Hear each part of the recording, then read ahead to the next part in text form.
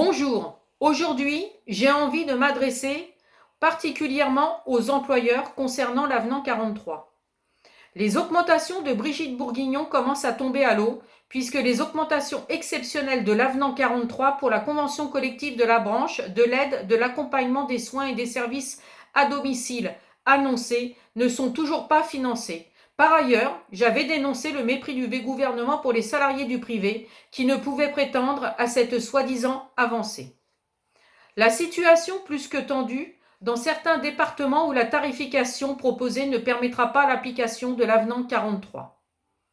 Je vous rappelle que beaucoup d'entre vous avaient crié victoire, un peu trop vite. Ce gouvernement hypocrite argumentera de cette façon. Nous, on a fait, mais cela ne suit pas, comme la prime Covid-19 imposée au département.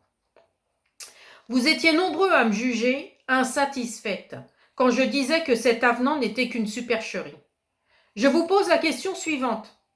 Avez-vous vraiment envie que le secteur évolue? À ce jour, je doute, parce que vous ne voulez toujours pas intégrer APMD à vos mobilisations. C'est bien dommage et réducteur.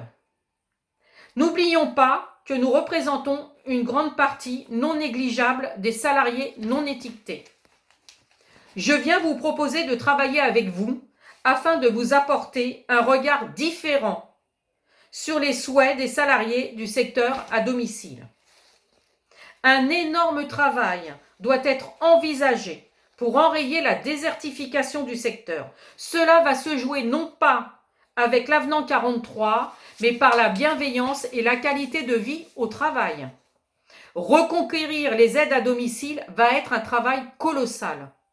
Les métiers du grand âge sont peu attractifs parce qu'ils sont exercés dans des conditions difficiles. Ils sont mal rémunérés et peu considérés, bien qu'ils soient porteurs de sens et d'une utilité sociale majeure.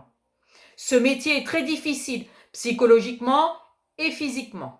Il ne laisse pas de place ni à une vie de famille, ni à une vie sociale. Le manque de communication entre salariés de la même association les isole. Souvent, les responsables de secteur ne sont pas à l'écoute des intervenants et ne se rendent pas compte de leur travail durant leurs interventions à domicile. Cette sensation de solitude par rapport à la charge mentale des interventions est difficilement supportable. Les aides à domicile ont besoin d'une prise en charge pour se libérer. Le salaire ne permet pas de subvenir aux besoins de leur famille, ni d'entretenir leur véhicule personnel, cet outil fondamental pour travailler. Combien de personnes sont en attente d'aide à domicile? Combien de personnes sont retrouvées décédées à leur domicile? Quelle solution durable avez-vous à nous proposer? Il est de notre devoir, de notre responsabilité envers les plus fragiles, de se pencher sur les difficultés à fidéliser les salariés pour pouvoir répondre à cette demande en perpétuelle évolution. Nous avons des solutions.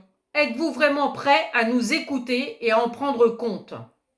Dans ce cas, vous pouvez me contacter au 07 85 16 79 63 par les réseaux sociaux ou par mail à pmd89@gmail.com. À bientôt!